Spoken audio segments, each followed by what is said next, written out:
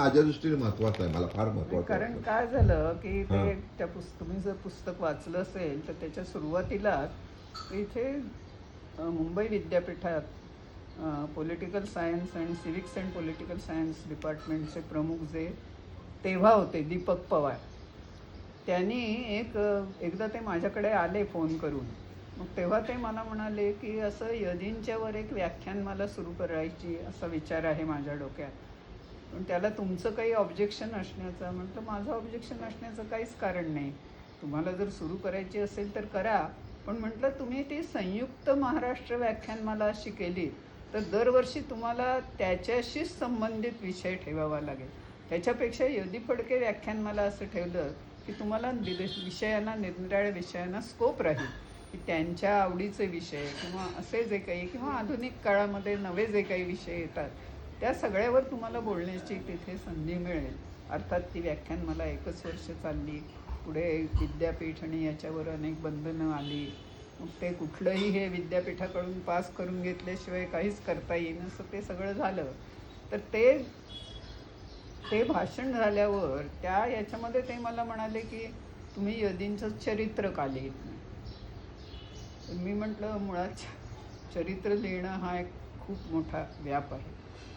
दुसरी गोष्ट म्हटलं यदींना चरित्र आणि आत्मचरित्र आवडत असली तरीसुद्धा होतं काय की चरित्र लिहिताना सुद्धा ज्याचं चरित्र लिहायचं आहे त्याच्याविषयी मला भावणाऱ्या गोष्टीच मी लिहीन, त्याच्याविषयी ज्या काही गोष्टी या असतील त्या येणार नाहीत त्याच्यामध्ये, म्हणजे मग त्याचं संपूर्ण चित्र समाजासमोर नाही उभं राहणार. दुसरी गोष्ट म्हटलं ह्या वयामध्ये मला केवळ घरामध्ये सामग्री आहे त्याच्यावर अवलंबून नाही राहता येणार. त्याने अनेक व्याख्यान मला गुंफलेत, त्या एवढ्या आहेत की त्याचीच 2-4 पुस्तकं होती. म्हटलं हे सगळं एवढं मला आता ह्या वयात ठिकठिकाणी याच्यात ग्रंथालयात जायचं, ठिय्या मारून बसायचं, नोट्स काढायच्या, हे माझ्याच्याने होणार नाही. म्हणून मी ते टाळतच होते सगळं. पण तरी पण त्याने पाठीमागे हे लावलं. मग मी असं म्हटलं की मी डायऱ्या ठेवत नाही, यदी डायऱ्या ठेवत असत. त्याच्यामुळे त्यांना डायऱ्यातून ते कुठल्या व्याख्यानमालेला किती दिवस गेले, कुठून गेले, कुठल्या ट्रेननी गेले, तिथे कधी पोचले, ही सगळी नोंद त्यांच्या डायरीमध्ये आहे. म्हटलं मी डायरी ठेवतच नाही, त्याच्यामुळे मला सगळं स्मरणानेच लिहावं लागलं. म्हटलं म्हणून मग पहिल्यांदा यदींचं चरित्र लिहायचं, ते बदललं. मग म्हटलं काय नाव ठेवावं. मग म्हटलं अखेरीस ह्या सगळ्या आठवणी आहेत, म्हणून मग यदी एक स्मरण असं नाव. हे मी कोणाला विचारलं नाही, कोणाला सांगितलं नाही, माझं मी ठरवलं आणि ते देऊन टाकलं पुस्तक. पण एखाद्या प्रकाशनाला एवढी गर्दी, हो. ते मी प्रथम पाहिलं. अगदी पूर्ण हॉल आणि बाहेरला माणसं उभी होती, खुर्च्या मागवायला लागत होत्या आणि उन्हाळा पाऊस होता बाहेर. पण होणारच म्हणजे एवढं सगळ्यांना आदर बघा. त्याच्यामध्ये काय काय म्हणजे एवढी पानं म्हणजे तुम्ही लिहिलेलं महत्वाचं काय काय त्याच्यामध्ये काय तुम्हाला. आता काय आहे की त्यांच्या आजीबद्दल लिहिलंय मी. बर. त्यांच्या वडिलांबद्दल, त्यांनी वडिलांच्या बद्दल एकच लेख लिहिला होता. त्यांच्या वडिलांच्या बद्दल लोकांना माहिती नाही, कारण ते क्रांतिकारक होते.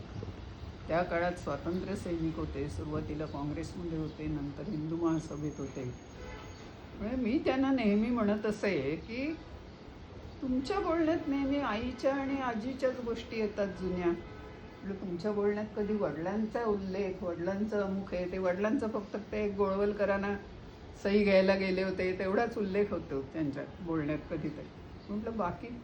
ते म्हणाले वासंती असं आहे की आमचे वडील काय करत होते हेच आम्हाला माहिती नाही. त्या काळात सर्वसाधारण मध्यमवर्गीय कुटुंबात आपले वडील कुठे नोकरी करतात, काय करतात, हे सर्वसामान्य अगदी लोअर मिडल क्लासमधल्या लोकांना, विद्यार्थ्यांना, मुलांना माहिती असायचं. पण तेच म्हणाले आम्हाला माहितीच नव्हतं, कारण ते क्रांतिकारक असल्यामुळे त्यांचा ठाव ठिकाणा कळू नये हाच मुळे उद्देश होता. त्यामुळे घरातल्या कोणालाच माहिती नसायचं की ते सध्या कुठे आहेत. ही सगळी माहिती त्यांना ज्या वेळेला ते महाराष्ट्राचा इतिहास लिहायला लागले आणि ज्या वेळेला इकडे पोलीस याच्यामधल्या त्या कसल्या फाईल्स म्हणतात त्याला, त्या फाईल्स त्यांना त्या मिळाल्या बघायला, आणि त्याच्यातून म्हणाले माझ्यासमोर एक वेगळंच विश्व उभं राहिलं की ते नुसतं कीर्तनकार होते, काहीतरी करत होते, गोरक्षणाचं कार्य करायचं. तर आमच्या सासूबाईंच्याकडे एक एवढी लाकडी पेटी होती आणि त्याच्यावर गोरक्षक असं लिहिलेलं होतं. ते मला आठवत आहे की त्या असेपर्यंत ती पेटी इथे आमच्या घरामध्ये होती. तर तेव्हा त्यांना सगळं कळलं की आपले वडील कुठे राहत होते. अमरावतीला त्यांनी शाळा सुरू केली, अमकं सुरू केलं, हे सुरू केलं. त्यांना गांधीज एमिसरीज असं म्हणायचे. गांधी आणि त्या ठिकठिकाणी अमुक ठिकाणी त्यांनी भाषण दिलं, अमुक ठिकाणी प्रवचन दिलं, अमुक ठिकाणी कीर्तन केलं, अशी सगळी माहिती त्या पोलीस फाईल्समध्ये मिळाली. ते कुठे राहत होते, त्यांचं लग्न कोणाशी झालं होतं, सगळी माहिती होती त्याच्यात. त्याच्यावरून तो लेख लिहिला त्याने एक जो होता का नाही हां तो अच्छा अच्छा त्याच्यावर त्याच्या या पुस्तकात त्याच्याबद्दल तुम्ही लिहिलेलं आहे जो हो आहे ना. अच्छा आहे. ते वाचायचं आहे मला ते सगळं वाचेन मी आता पहिल्यांदा 8 दिवसात. कारण जी मी 2 व्यक्तिमत्व पाहिली नाहीत, पण जी केवळ यदींच्याकडून ऐकल्यावर हां मी यदीनं पण नेहमी म्हणत असे की ही 2 व्यक्तिमत्व मला बघायला मिळायला हवी होती. एक माझे सासरे आणि एक तुमची आजी. ते मला म्हणायचे की त्यांना त्यांचं माहेर आपटे, आपले पुण्याचे अच्युतराव आपटे, बरं. तर इथले जे कोण गोविंदराव नाही कोण इथले ह्याचं लोकसंख्येचं काम करायचे ते जनार्दन आपटे, आणि त्यांच्या बायको त्या सीमाताई, त्या पण तिथेच काम करायच्या.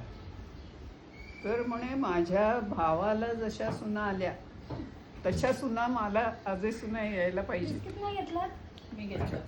नाच सुना माझ्या तशा पाहिजे, असा त्या हां. आजीचा आग्रह होता.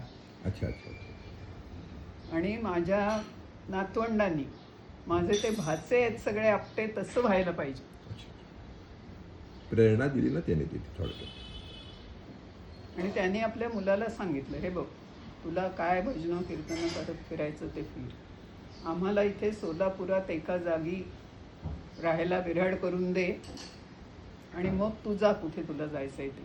कारण सोलापुरात त्या काळात ते गिरणगाव असलं तरी 5-6 कॉलेजेस होती, त्यामुळे मुलांच्या शिक्षणासाठी मुलांना घेऊन मी इथे राहील. यदीच्या आजींनी सांगितलं. आजींनी सांगितलं. आजी अतिशय खंबीर होती.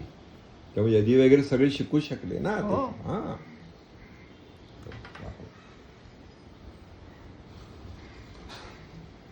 आणि त्यामुळे पहिल्यापासून आपण प्राध्यापक व्हायचं असं हेच डोक्यात होतं, दुसरं काही आपण करायचं नाही.